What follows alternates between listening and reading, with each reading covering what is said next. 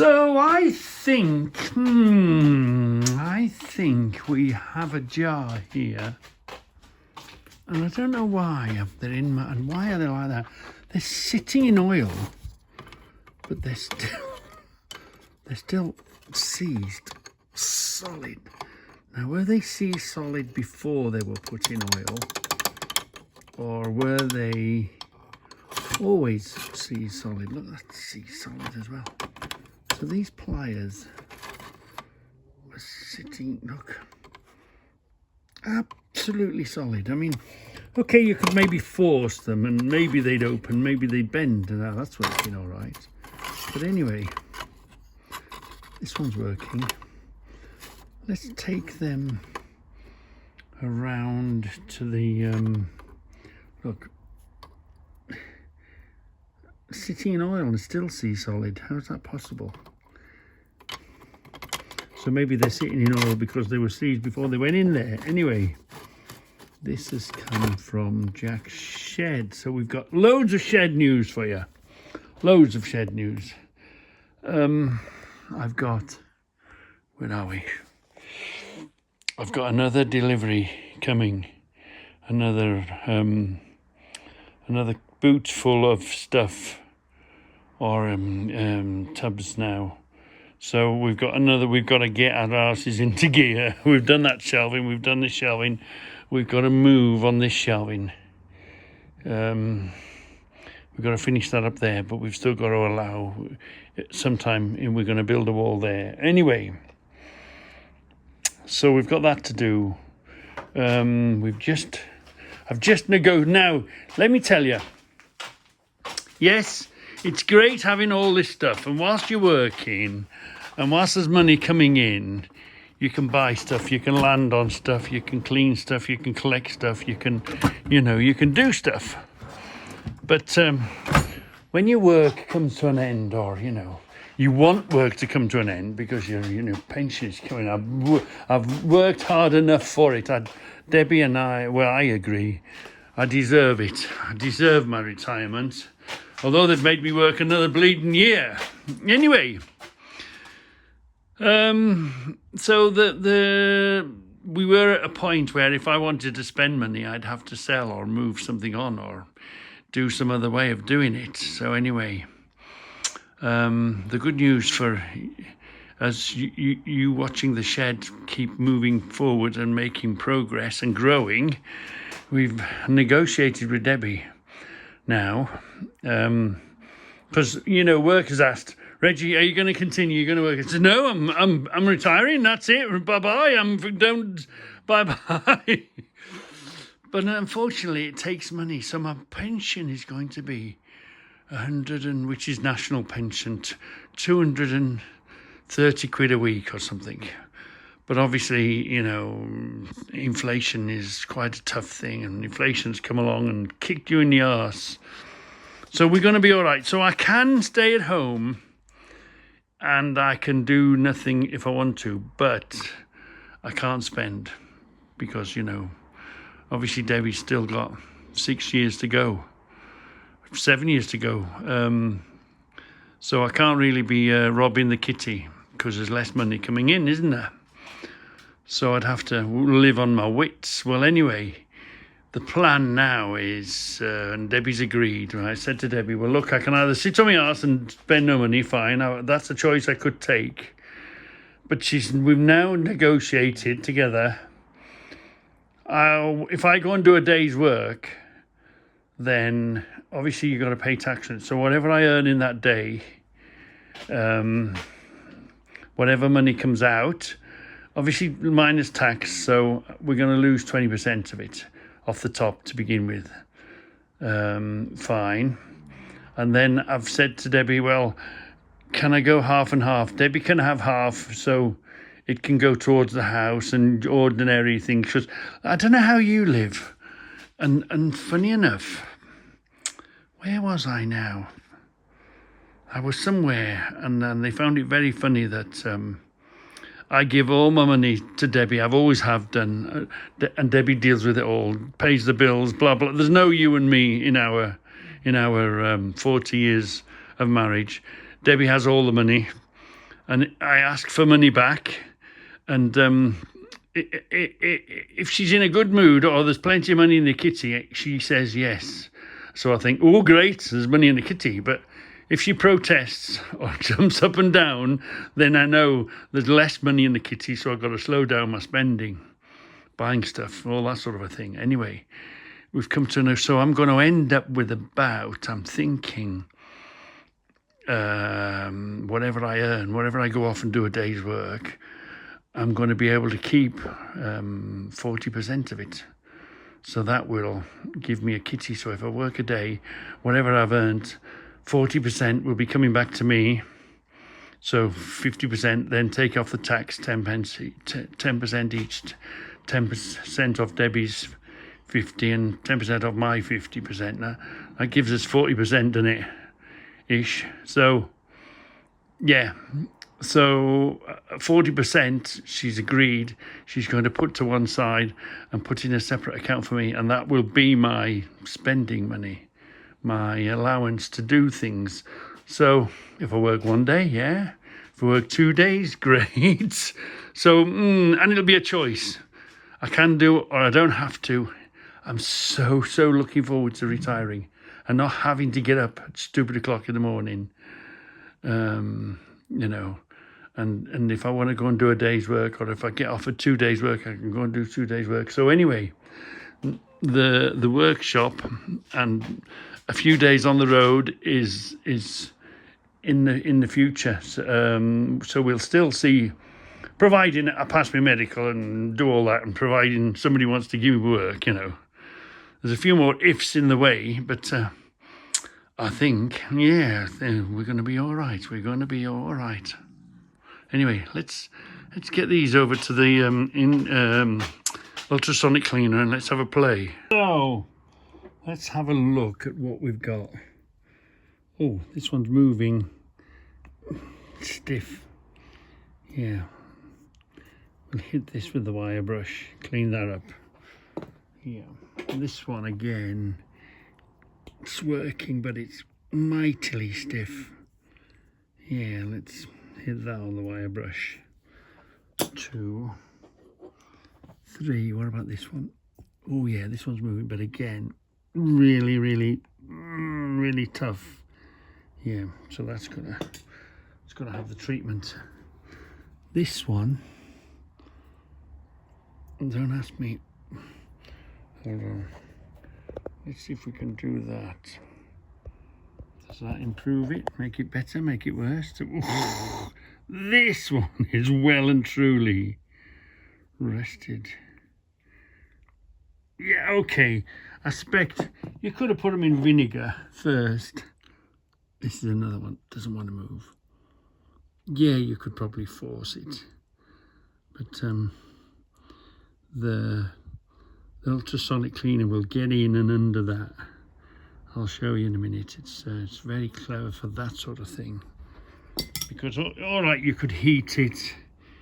You could choose to heat these up and crack them open that way. But again, if you get them that warm, you might lose the original strength that's meant into them, because you warm them up. Do you weaken them? Weaken them? Yeah, probably we should have put them in vinegar for a day or two. But let's say we haven't got the time to put them in vinegar for a day or two. So let's give these a wire brushing and then see what they look like. Yeah. So let's have a close look at this one. I've just hit them on the wire brush. This one is a made in Sheffield.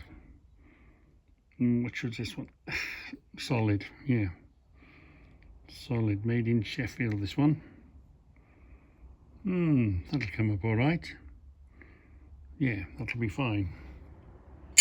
What's the next one was? Now, this one is telling a story. The guy who owned this loved it because he's put his own name on it. TV, look. TV, and he's liked it that much it's become slack, and now he's tightened it up slightly, hasn't he? But look, is that, see this in the cut here, is that like a wire snippers? Did an electrician have this, Or is that just worn away like that? And what the hell is this cut in here? Is that meant to be there, or is that something he's put in to do whatever he's doing? It looks almost homemade, doesn't he? So this one, I'd say, almost comes from like a factory used every day. Put his name on it. He's adapted it to do the job he's doing it, or I can't imagine it's worn like that. But that's helped him do his job. This may have worn there. But again, he seems to be happy with it, and obviously it became slack. You can tell it's got a ripe old age on it, so he's tried to stiffen up the middle to make it last a bit longer.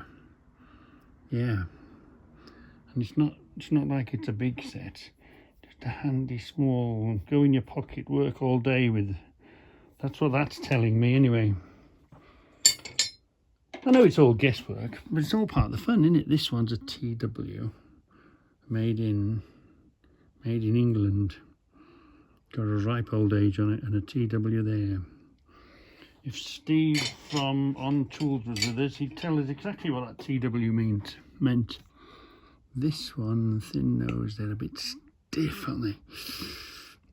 But they're a Williams, West Germany. Oh, West Germany, yeah. Williams, West Germany. That's interesting. Obviously more modern, and you can tell by the metal it's altogether a more modern thing with the plastic handles. What was this one? Oh yeah, this one is a Joseph Elliott Lucas, I should say. PW. Is this the beginning of this one? The first Canuck, England, that's gone. It's a local factory, this Canuck is. Yeah, so again, that's well worth getting going. Elliott Lucas, yes. PW, what does PW 216 6-inch, I'd say. That means, Anyway, we're gonna get that up and running and working. And this one, look, there's a broad arrow on this one. Is that an Elliott again? What is that? What is that name? You can see the age of this one. This has had it's got a right old age on it. Definitely the broad arrow is there. What else can we see? Hold on. Let's do it a different way. Sometimes it sees better without that. Let's get right in. What is that?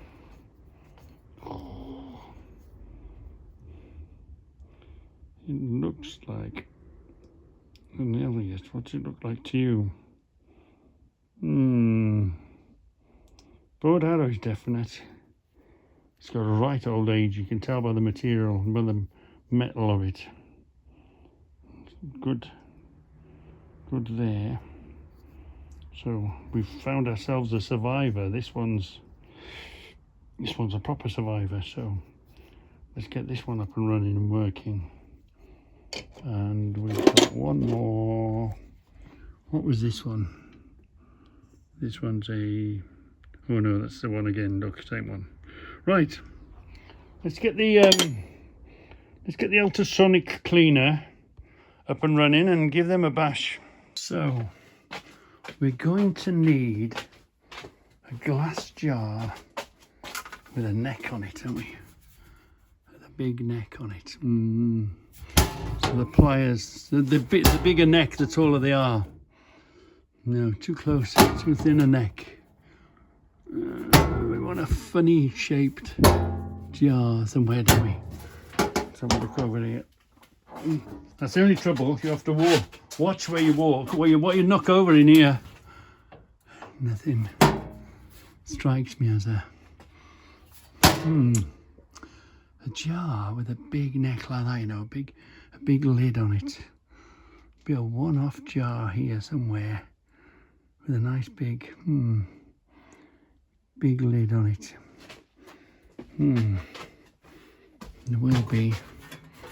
There will be... I've got one in mind somewhere. I have seen one. Let me see if I can find it. Like a pickle jar or something like that, isn't it? Really. Something. I don't generally use them, but we're gonna slide this these plier necks through them. Where? Might have to ditch something out of a... I'll tell you what I have got. I've got a pint pot, haven't I? Yeah. Shall we use that pint pot and put them in there and find another home for them? Actually, have we not got a pint pot in the house? Shh, come on. Let's go and hold on. I think we're going to rob a pint pot out of the house. I think we've got one. Yeah, hold on. Oh, that's going to fit perfect. It's going to do what we want. Lovely. So, what are we going to use? You could use anything, evaporust, paraffin. I was thinking of 50-50, but it's got that, I wonder, the heat will make it catch fire, flammable. But I'll tell you what came in the other day. I don't think I showed you. Look at this. We had a tub of, look at that, transmission oil. I've never tried transmission oil before, automatic transmission oil. We got plenty of it. Yeah, we could use vinegar. Could we? We had some of that degreasing stuff. Basically, if it's some sort of cleaner or whatever, use it. I mean, I wonder if just hot soapy water would do. No, I'll tell you what I'm going to do, because I like to sit this inside the I don't like to use the actual tub itself. I'm running the tub on water because I want to keep the tub clean. So hold on, that's the only trouble here. You're always in your own way. Let's have a look what's in here. Yeah, so usually I put it in a jar and lay the jar down, but we're gonna have to sit this in here, aren't we, in the cage thing. So yeah, then this is, what is that? Is that paraffin? I think that is, hold on. Oh, I don't know what that is. What did I use on that day? Anyway, that's the liquid it's in. Oh, I'm not sure what to put. What is that? What is that? I don't know. It smells like... I recognise the smell. Familiar the smell is, but I don't know what that is in there. Anyway, let's get this far first and see what the pint pot brings it up a bit, gets it over the level. So let's put some automatic transmission oil in there first, shall we? So we've filled the pint pot with transmission oil, automatic transmission oil. We dip that in. We can see that the bits we want releasing, which is the joint bit, are all well in. We're all well in that and in within this level. So the machine will shake the water will shake this water, and this water will shake that water. Let's give that a bash now then. Let's plug it in the electric and get it going. So this is temperature. We'll put temperature up as high as we can get it. 50, 60, so 70, so 16, bring it down a bit. We've got 5 minutes, 6, 7, 8, 9, 10. I think it's 30 minutes we've got on it. Yeah, we'll put that on to 30 minutes. 30 minutes, 29 minutes. So we've done the time, we've done the temperature. I'm not really sure. Oh yeah, they're both on, off. That's on. Oh, and the cooker's on as well. So we're cooking, we're not at that temperature yet, that's why that's flashing. We're at 19, so we'll give it a bit of time.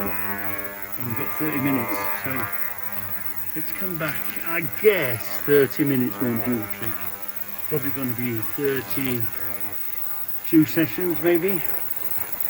But instantly, you can see it's, first of all it makes a noise, and instantly you can see it doing its thing. Now it's meant to have a lid on it, but the lid doesn't quite. If you're running hot, you don't want to lose the evaporation. Put the lid on it. But anyway, I reckon that's going to do just fine. It's let's leave that there for 30 minutes. It does make a noise whilst it's doing it. I think there's two different speeds on it. Hold on. Yeah, look. There's two settings on the. Let's leave it there. It seems to be up here, sitting there. So, is it getting through to the oil? Or is the oil a bit thick, maybe? You can see it flowing through the liquid quite easily, can't you? That's pretty thin stuff. Doesn't seem to be. Oh, you might be making a mistake here. You see it working on the liquid outside. I can't see it working.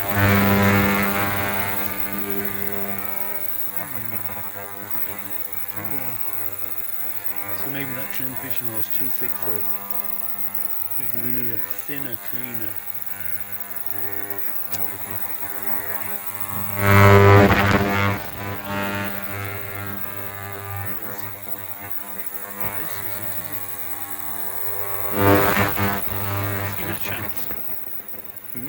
We might decide to put an altogether thinner liquid in. Maybe that would get into it. Anyway, give it 30 minutes, see what happens. I wonder what will be an alternative. I've got a batch of 50/50 that I've made up. I've got vinegar.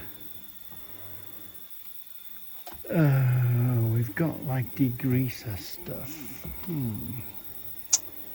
I wonder if that oil is too thick.